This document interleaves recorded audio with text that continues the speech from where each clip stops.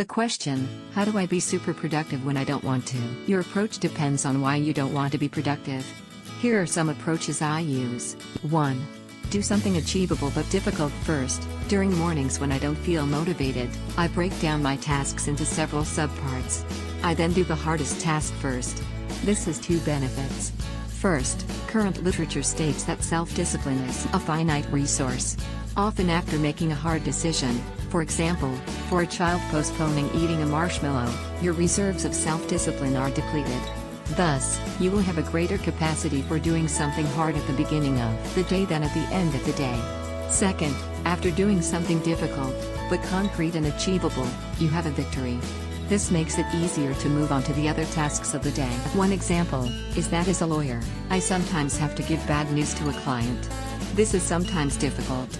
I will often make the phone call or draft the letter first to the client, before moving on to other tasks. 2. Delegate. If the lack of motivation arises out of the fact that you're operating well out of your skill set, it may be appropriate to delegate tasks to someone else. For example, a bookkeeper or other professional. 3. Fake it till you make it. To many people, activities like writing code, mathematics, and other activities are not fun. A better way to approach such activities is to seek a state of flow. This is the state where the mind is working and you forget about time and place while you are working. What I do is start with a question: I wonder how I will solve this problem today. This creates in yourself an assumption that the problem is solvable. Work is often not pleasurable the way that sex, games or drugs may be pleasurable.